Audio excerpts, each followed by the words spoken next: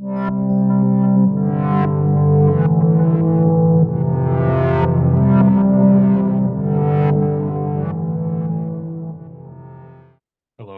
I'm Bretton, one of our MCAT tutors here at Inspira Advantage, where we help students get into med school and other professional programs.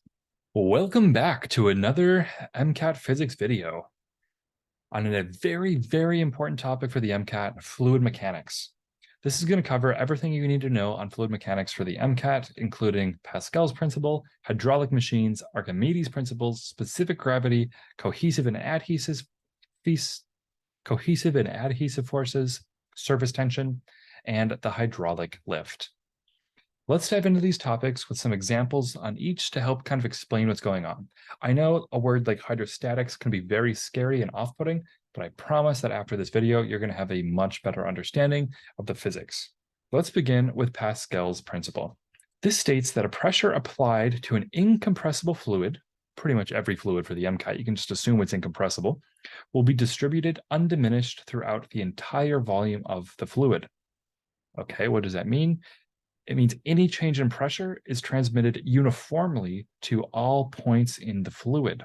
For example, if you squeeze a sealed water bottle, the pressure you apply to one part of the bottle will be transmitted to every part of the water inside the bottle. Okay, well, how can we put this into an equation? Well, spoiler, it's right here. We can say that the pressure is equal to one of the forces over the area, which is equal to another force over another area, if it's all within the same closed system. A good way to explore how this works is to understand hydraulic machines, because these are operating based on the application of Pascal's principle to generate mechanical advantage. These machines use incompressible fluids to transmit force from one location to another. An example of a hydraulic machine is the hydraulic lift, which uses the principle to lift heavy objects, as we're about to see here. The hydraulic lift, the equation you need to know for the hydraulic lift is up here. It's the pressure equals the force over area 1 equals force 2 over area 2, where P is our total pressure. F1 and F2 are the different forces, and A1 and A2 are the different areas at two different points in the hydraulic system. This equation shows us that force 2, we could rewrite this equation to say that force 2 equals force 1 times A2 over A1.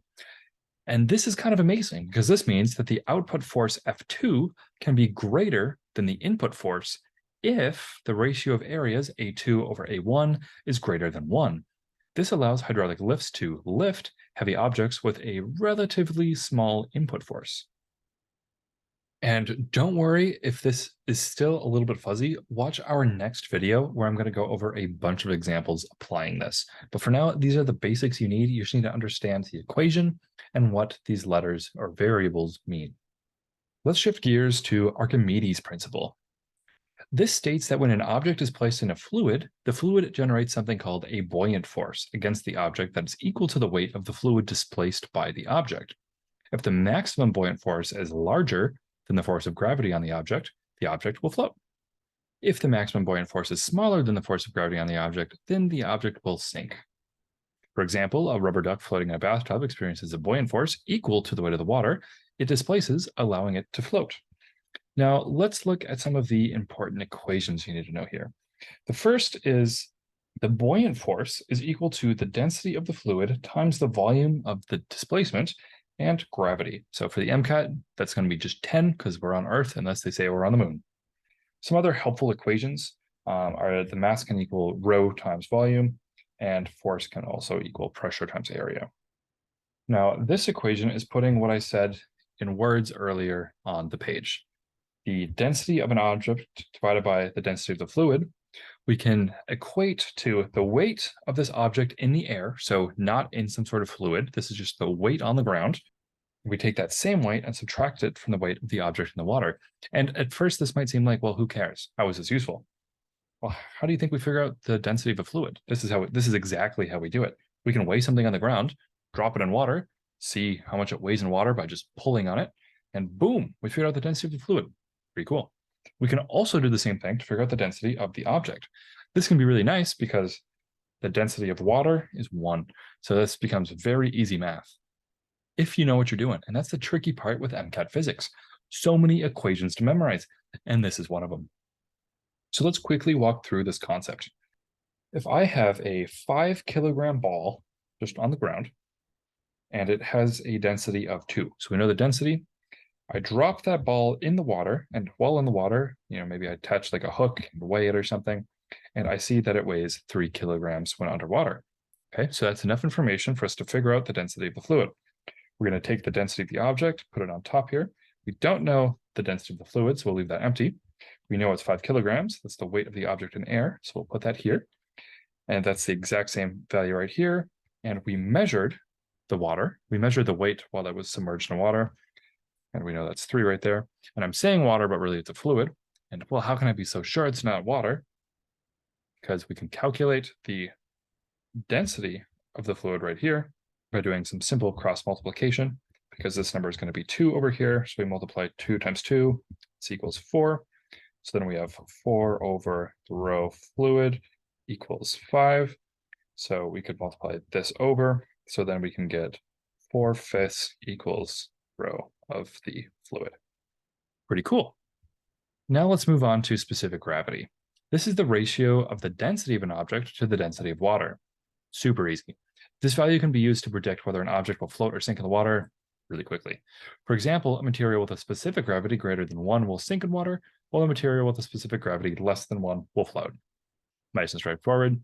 2 easy Anki cards to make. Next, something super easy to just mix up. So I want to have them next to each other here. Cohesion versus adhesion. This is another one of those kind of medium yield topics the MCAT loves to ask to see if you've just memorized it. Because that's all it is. There's no understanding here. It's pure memorization. Fluids experience cohesive forces with other molecules of the same fluid and adhesive forces with other materials. Cohesive forces are the attraction between like molecules, while adhesive forces are the attraction between different types of molecules. For example, water droplets are going to stick together due to cohesive forces, while water sticks to glass surface due to adhesive forces.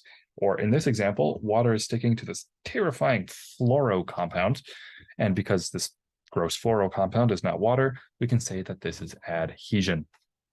These forces are going to give rise to something called surface tension, which is the tendency of a fluid surface to resist deformation. This phenomenon causes the surface of liquid to behave like an elastic membrane.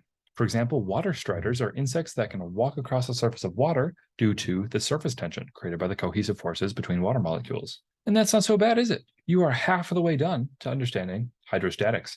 The next thing for you to do is watch the next video down below, which will guide you through various problems applying hydrostatics. So that way, not only will you have kind of memorized the equations, but you'll also have seen how to apply it. So that way you too can be applying it on the MCAT whenever it is that you're taking that. So thank you so much for watching this video on hydrostatics, and I will see you next time.